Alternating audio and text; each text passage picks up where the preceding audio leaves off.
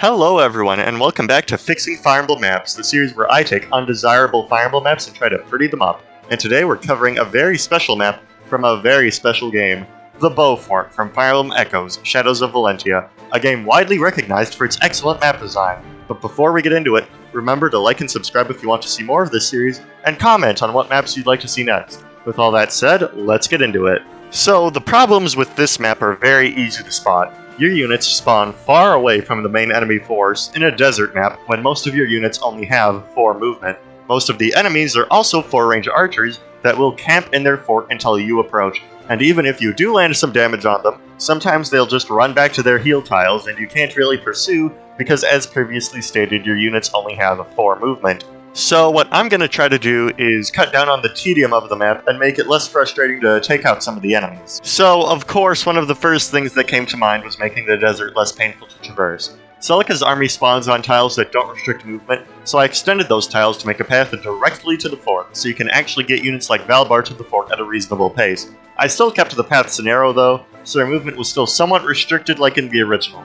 I also removed the heal tiles so the archers wouldn't retreat back to them, so they wouldn't be a total pain to take out. And just like that, presto! Now we have a map that's similar to the original but with very minor changes to help make it more fun. As for the actual units, this map is somewhat of a first for this series. The first episode of the series covered a map that was very early on in the game, so I didn't have to worry about stats or items very much.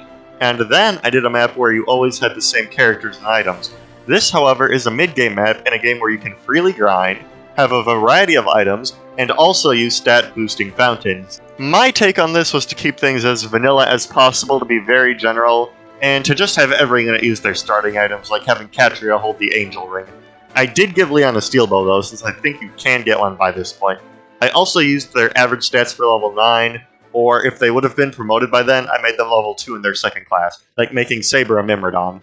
This is the easiest way I could think of to do it. However, if I ever do the highly requested Wolfguard maps or other complicated maps, things might get more tricky as you can make more complicated forges in that game and have such a wide variety of units. If you have any suggestions to this dilemma, please leave a comment below, because this might be one of the trickier problems this series faces.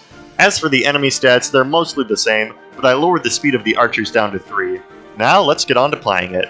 Now, you may notice some inconsistencies, like Jenny's heal staves not dealing damage to her, or Valbar not taking a minimum of 1 damage, but as this was made in SRPG Studio, there were some limitations I couldn't figure out how to get around, so I hope this isn't too much of a problem for you. Anyways, my stone paths made the map much faster at the start. I also made some of the AI more aggressive to make the map more exciting.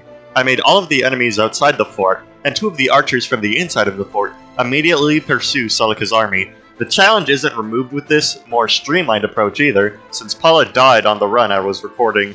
Once the initial wave was cleared, Leon was able to take out most of the competition, but the boss provided a challenge, so I had Valbar move in since he's actually able to now. And once the boss was taken out, the map was easily or not so easily finished. For this map, I didn't have a lot of material to work with, but I think I did a pretty good job of altering it to make it less boring, while also maintaining some of the difficulty. As always, a link to the map is in the description, so you can try it for yourself, and the Echoes footage I used from Excadrill is also in the description. As always, thanks for watching, remember to like, subscribe, and leave a comment on what maps you want me to tackle in the future. Bye-bye!